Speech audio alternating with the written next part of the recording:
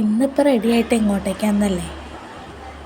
വേറെ എങ്ങോട്ടും അല്ല കേട്ടോ, നമ്മളിന്ന് അമ്പലം വരെ ഒന്ന് പോകാമെന്ന് വിചാരിച്ചു. ഇവിടെ അടുത്തുള്ള അമ്പലമല്ല കേട്ടോ, കുറച്ചങ്ങ് പോകണം. അപ്പോൾ സമയം ഒരു 6 മണിയൊക്കെ ആയിട്ടുണ്ട്. നമ്മൾ അയ്മുറി കോപ്പടി പെരുമ്പാവൂരുള്ളൊരു അമ്പലത്തിലാട്ടോ കേട്ടോ പോണത്.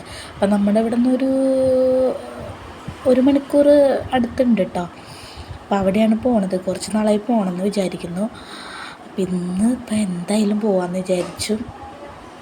ഞങ്ങളൊരു 4:30 കഴിഞ്ഞപ്പോഴേക്ക് എഴുന്നേറ്റു കേട്ടോ. പിന്നെ ഞങ്ങൾ റെഡിയായി 6 മണിയൊക്കെ ആയി, പോകാറായപ്പോൾ 6 മണിയായി.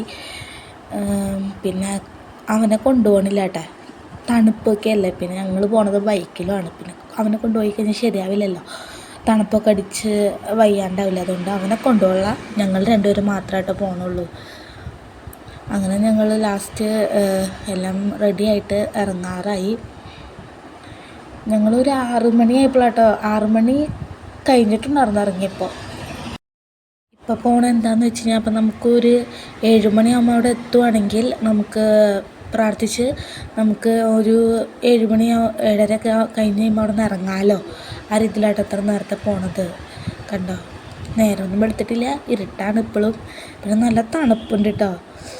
പിന്നെ ഞങ്ങൾ പോയി.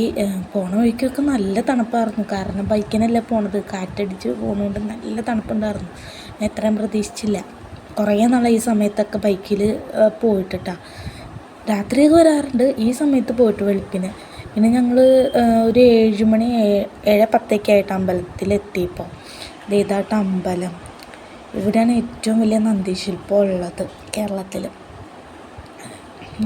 അപ്പോൾ ഞങ്ങൾ പിന്നെ അമ്പലത്തിൽ കയറി കണ്ടേ. ഞാനതിൻ്റെ അടുത്തൊക്കെ ഇച്ചിരിയോളേ ഉള്ളൂ എന്ന് വെച്ച് കഴിഞ്ഞാൽ അത്രയ്ക്ക് ഹൈറ്റ് ഉണ്ട്.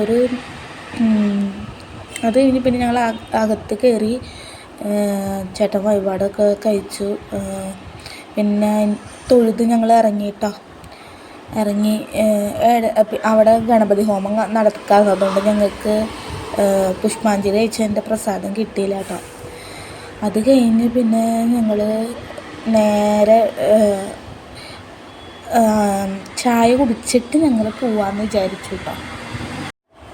അങ്ങനെ ഞങ്ങൾ അവിടെ നിന്ന് നേരെ പോന്നു കേട്ടോ. പോന്ന് നമ്മുടെ വീടിൻ്റെ കുറച്ച്, അതായത് പുല്ലുവഴിയൊക്കെ എത്തിക്കഴിയുമ്പോൾ ഒരു ഹോട്ടലുണ്ട്, ഞങ്ങൾ ഒരു വെജിറ്റേറിയൻ ഹോട്ടൽ.